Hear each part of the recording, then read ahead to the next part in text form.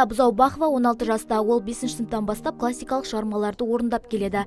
Ән қоржында Латип Хамидидің Қазақ вальсі және қалғаны, ал Қоңыр Ахмет Жұбановтың Алма бағында сынды шығармалары бар. Осыған дейін түрлі байқауларда бақ сынап жүлделі орындарды иемденген.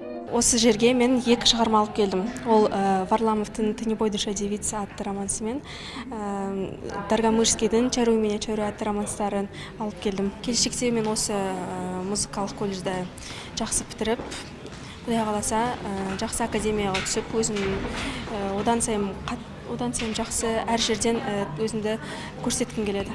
Романс белгілі бір аспаптың сүйемелдеуімен жеке дауыста орындалатын шығарма. Көпшілікке танымал композиторлардың туындыларын айрықша шеберлікпен жеткізе білу барлық адамның қолынан келе бермейді.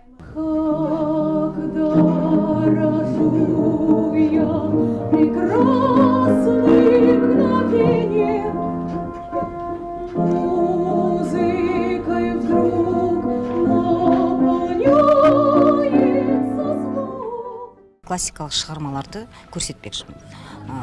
Ол солардың ішінде орыс композиторларының шығармалары, вокалды шығармалары, соның ішінде Рахманинов, Чайковскийдің және шетел композиторлардың шығармалары, Легардың «Веселая вдова», несіне оперетасынан дуэттер бар.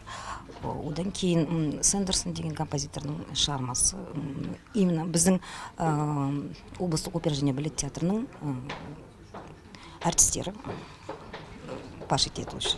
Романс кешінде опера және балет театры мен саз колледжінің жас әртістері өнер көрсетті. Кешке келген қонақтар шырқалған өнер туындыларынан ерекше әсер алып, көтеріңкі көңіл күймен тарқасты. Динара Сәрсенбаева, Константин Юсупов, ТВК телеарнасының жаңалықтар қызметі.